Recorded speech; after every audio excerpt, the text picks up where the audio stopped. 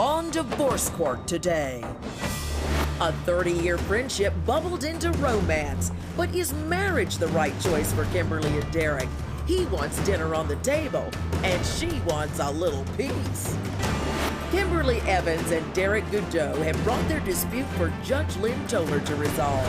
Testimony in divorce court before your vows starts now. Ms. Evans and Mr. Goudeau, you two are thinking about getting married, but you're not quite sure whether you should or not, so you want my opinion on it. You've given me your marriage license, which you've given me permission to tear up or hand back, depending on what I think about your union.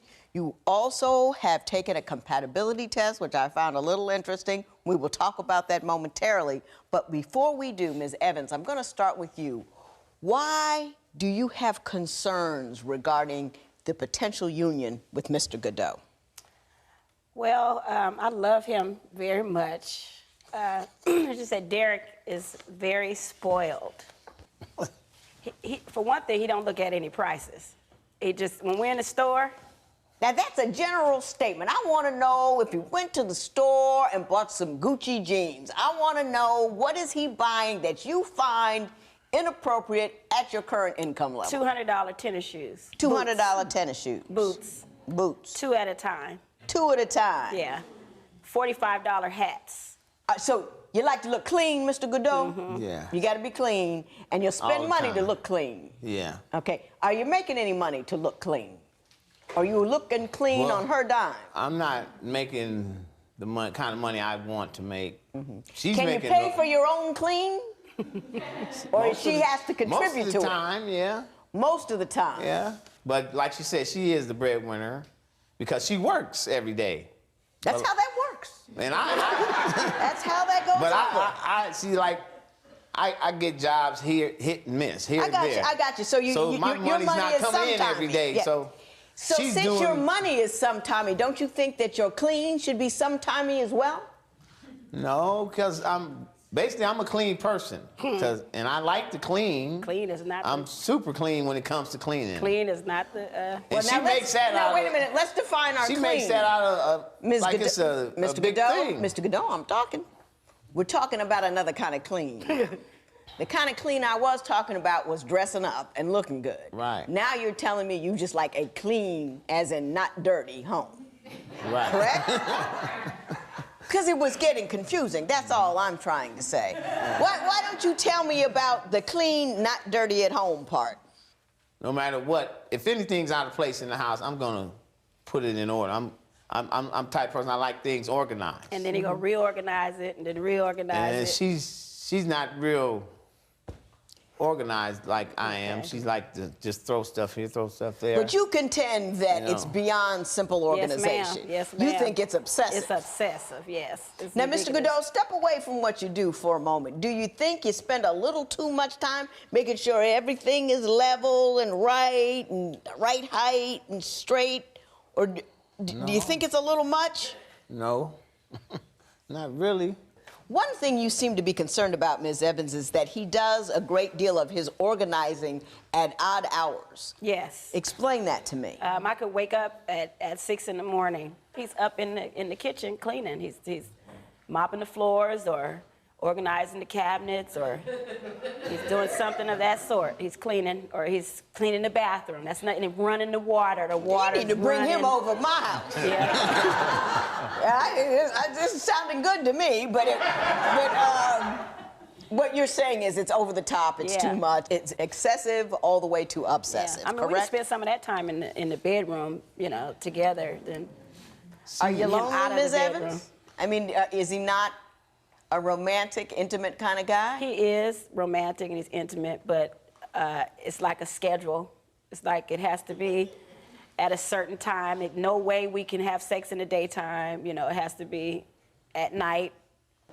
And he's got to be in a good mood. And because if I say one wrong thing that day, I have to make sure if I want something that night, I'm going to have to make sure that I walk the line real during the day. Easy on him. Because if I don't, it'll blow all out of proportion and it's a wrap. Sex is over. Mr. Goudeau, do you refuse to have sex in the daytime? No. It's just that if I'm not in the mood. That's it, I'm not in the mood. And then I really don't you know, trip off sex like I used to when I was younger. So you're just done now. I raised 6 kids myself, and they're all grown and gone, and now Mama is ready. You know,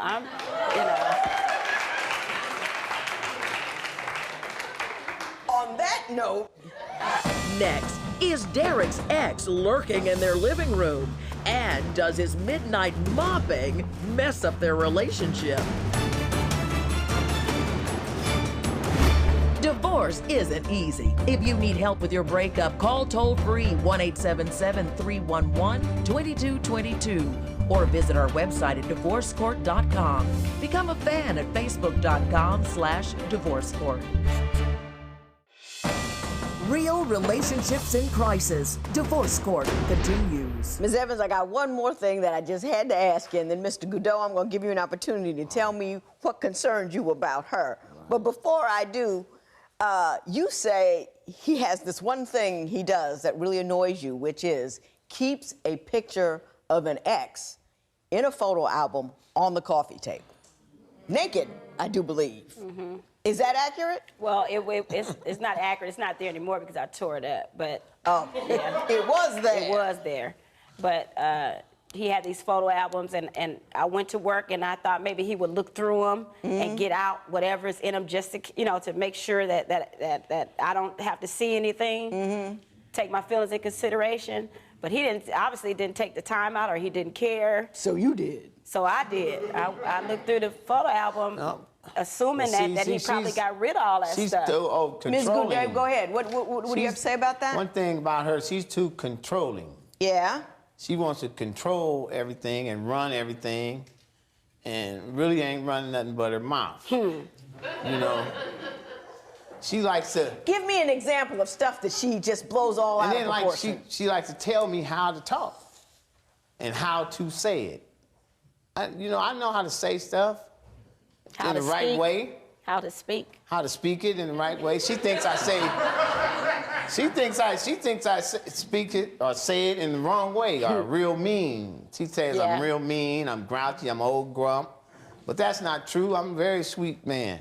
He is sweet. He is sweet. I treat her like I treat my mom, which is real special. And I love Kim so very much. She's getting to be the point that she's getting the same position as in my mom.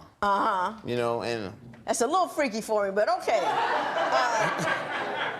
Mr. Goudeau, you say she makes a mountain out of a molehill. Give me an example of when she's blown something. Can we get back to the picture? No. You tore it up. It's gone. She complains about me because I'm cleaning the kitchen before I cook something. You do clean a lot, Mr. Goudeau. Do you get that? You know, a lot of your life centers around getting things straight, tidy, and dusty. Some of the best things in life are a little messy. Can you handle it? I mean, is it too much for you? No. Disorder? It's okay. Sink in the dish. The world won't explode. I don't like stuff out of order. You don't like stuff out of place? No. Okay, listen. You talked about what you don't like about each other. Now I want you to talk about what you do. Tell me, in 90 seconds, give me a sales job on why she is the woman for you. Well, first of all, Kim, she's a real, very nice, sweet, loving person. She has a heart. She has a heart for people that she don't even know. She's a very sweet person, like I said, and she's very beautiful. And ever since we were kids, I've been wanting to be with her.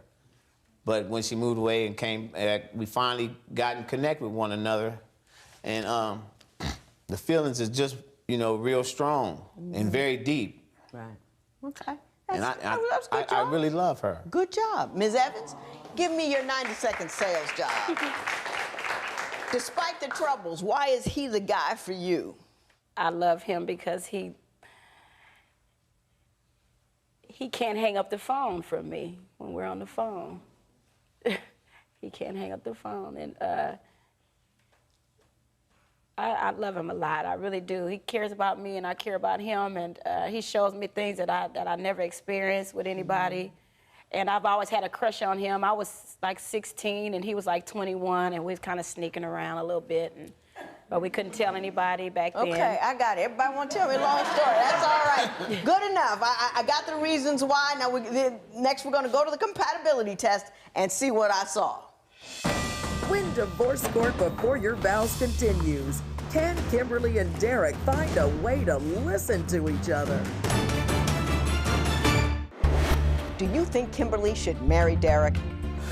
Call 1-800-282-1991 to vote now and see if America agrees with your opinion. You'll also receive some valuable offers. Call now, 1-800-282-1991. If you would like your case heard on divorce court, call us toll-free at 1-877-311-2222 or log on to our website at divorcecourt.com and join the conversation on Twitter at Divorce Court. Divorce court before your vows continues. I was looking at your compatibility tests, and a couple of alarms went off. I asked the question, this is what I want from my husband, and I wanted you to answer that. And your first answer was, I want to matter to him. Why don't you feel like you matter to him? Because it seems like he comes first. You know, it's just whatever Derek wants, Derek gonna get it, and however I feel about it, you know, is that's just how I feel about it, and I need to get over it, and you know. Her full statement, Mr. Goudeau, was, I want to matter to him, I want to be a priority to him, I would like him to treat me like I treat him, with respect. That's a woman screaming, I don't feel heard, I don't feel loved, and I don't feel respected. Did you hear that? Yeah. She's screaming that at you. She's screaming that at you. Do you have any idea why she feels that way? No, not really, because I treat her real good.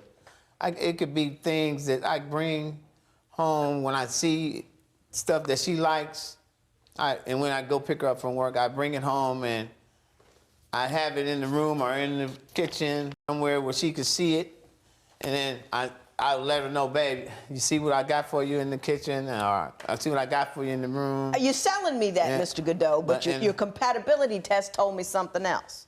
When I asked you what you'll give your wife, you didn't, you know what you said? Well, more respect when it comes to the way I talk to her, and much more love and attention, which would seem to indicate to me that you know she's not getting that now. That's because she complains about that, so I figured I need to do more. Which I want to, right? Because I really love Kim. I want to be with her for the rest of my life. Mr. Goudeau, I think you have very good intentions. I think you have good intentions. I don't think you really listen, and to the extent you hear something that you don't agree with, you disregard it. Mm-hmm. Did I get that right? He starts to holler. And it gets loud. She talks and starts cussing. No, but even when you speak to me, I can't talk to you about something, a point I want to make, and if it's a good point, you change the subject. Mm-hmm. I keep chasing you. So that means you don't want to face an idea that is inconsistent with what you have.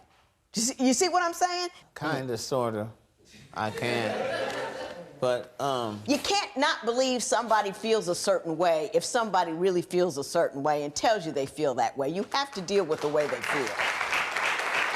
And just because you don't think they should feel that way doesn't mean they don't feel that way. And until you acknowledge how she feels, you can't fix whatever it is you're doing that makes her feel that way.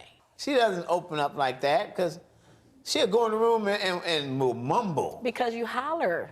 Gotta shut down. And I can be in the kitchen, I can say, what did you say? What did you say? Because if he hears me say whatever I come in there. Mr. Goudeau, you said on here, more respect when it comes to the way I talk to her. Mm-hmm. You're hollering at her. Mm-hmm. And she doesn't want to hear you holler, so she goes away. Mm-hmm. You acknowledge that you don't speak to her with respect. But she hollers more than me. Oh, Lord. She talks loud. I'm done. Judge Lynn Toler's ruling, next. It's time for you to call 1-800-282-1991 to answer today's question. You'll receive some valuable offers. Call now. Divorce court. Judge Lynn Toler's ruling right now. Miss Evans, I want to know what's upsetting you, because you're in tears. That he don't hear what you're saying. You know, he,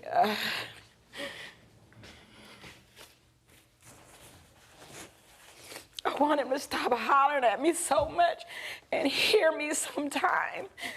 Stop hollering so much at me. Let me talk. Let me tell you how I feel about stuff without you getting loud and you overrule and take over the conversation, and then I don't have a chance to tell you how I feel, or I'm gonna leave. I'm end up shutting out. And I don't want to do that because I love you to death, but I cannot take you because I do so much for you. I do so much for you, and I'm not your wife, and I don't have to do this stuff, and I know that. But I want to be your wife, and I want to grow with you, and I want to see you grow. I want to watch you grow. I want to watch you grow, and then say, "Oh, he used to be like this," and smile about it, and you know, and we'll enjoy that moment together. But I can't live like that with you hollering at me like that all the time, and taking over the conversation or taking over how I feel about something. That's why I go in the room and mumble, because I can't. If I told you how I really felt, you know, at that time, it wouldn't go well. We'll get into a big argument. You know what happens when we get into big arguments like that. And then, you know, because my temper, you know, I got a real short temper. Mm-hmm. It used to be, it's not as short as it used to be. Because you're locked down. Because I know what happened. Yeah, he's big, he's bellicose, and he talks really loud, and you found that you needed to back up whenever you spoke up because he was going to act up. Yeah, or I'll act, you know, I can get pretty feisty too. Mm-hmm. Mr. Goudeau, do you hear what she's... She throws stuff at me. Yeah. Mr. Goudeau, I want you to work with me here. Work with me just for 5 seconds. You see the woman is crying, right? Yeah, but... Do you know what she's crying about? Not really. Kind of, yeah, but... Did you hear what she... You don't know what she do. No, Mr. Goudeau, we're not talking about... You know... She be throwing stuff. You're killing me.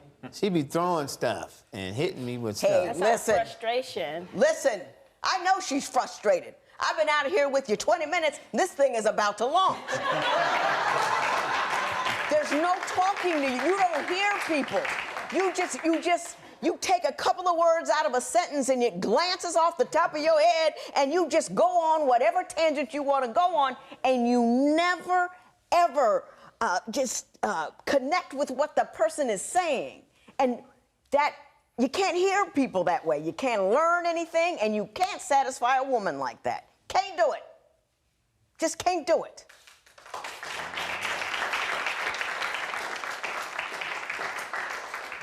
Well,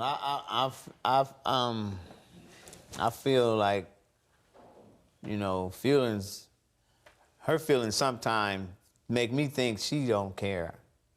So that's why I scream and holler and take control like I do. And you think that's going to make her more caring if you scream and holler and make her frightened in her own home and just fill up the room with all of your anger and venom? You think that's a loving act that's going to cause her to be more caring for you? Is that what you think? No. Ms. Evans, I'm going to say this. I don't know if you're going to stay with him or not, but if I were you, I'd bounce. You are feeling like a non-entity in your own home. Mm-hmm. You work, you pay bills, you come home, and he's hollering. You need something. You're never going to get it because he can never hear you. You're hurt. You're hurt. And he's getting everything. He's not giving you anything in return, and he has absolutely no intention of reason to change. He didn't hear a word I said. You started crying because I described what was going on in your house because I saw it from here. I've known you, 20 minutes? He couldn't even get there. You can't live like that. And you don't have to. And if I were you, I wouldn't. And I tell you what, you're not going to do it on my dime or my time. You want to get married some other time, you go ahead with it. But Ms. Evans, you're a beautiful woman. You got a job. Move on, love on, and let him go. This matter is adjourned.